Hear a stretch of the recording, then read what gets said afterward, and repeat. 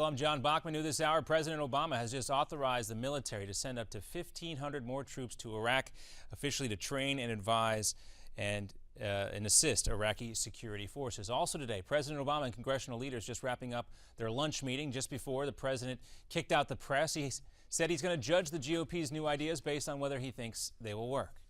The American people just want to see work done here in Washington. I think they're frustrated by the gridlock. They'd like to see more cooperation, and I think all of us have the responsibility, me in particular, to try to make that happen. The president was also supposed to talk with the congressional leaders of both parties about emergency funding to combat ISIS and Ebola. No word if this new troop announcement is related to this discussion. Republicans wanted to discuss the Keystone Pipeline, tax reform, Obamacare, border security, and immigration reform. As that meeting was taking place, we also learned that Obamacare is headed back to the U.S. Supreme Court. The High Court has decided to hear a case that applies to the subsidies tied to the Affordable Care Act, which millions of people received. Conservatives argue those subsidies are illegal because they were never included in the original text of the law. This is the second time the president's signature piece of legislation will be argued before the High Court. Last time around in 2012, Chief Justice John Roberts sided with liberal justices to uphold the law's individual mandate. A new ruling on the subsidies is expected sometime in June. And it looks like there's a front-runner to replace Attorney General Eric Holder as the U.S. government's chief lawyer. Several reports say Loretta Lynch, a federal prosecutor from Brooklyn, appears to be Mr. Obama's top pick. Today, the White House spokesman said that announcement would come soon, but he denied that the president had made a choice already. And Ed Gillespie, the Republican candidate for Virginia's Senate seat, conceded today after a near upset.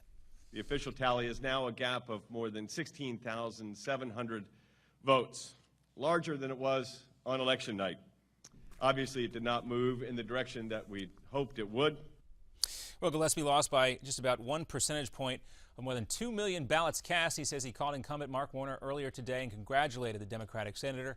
Some believe Gillespie will run for governor of Virginia, but he's right now denying those reports. And a 68-year-old hospital patient goes on a rampage that leaves one nurse seriously injured. Take a look. Surveillance video at St. John's Hospital in Minnesota shows that man tearing through the nurse's station with a metal bar. Police eventually tasered that man. He was identified as Charles Emmett Logan. He died a short time later.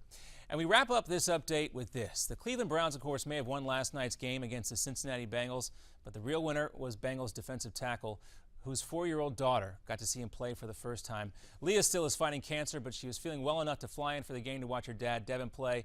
The Bengals raised enough money and presented Leah and her family with a check for pediatric cancer research totaling more than $1 million. We'll have another update coming up for you in 30 minutes. I'm John Bachman. Now here's the Steve Malzberg Show.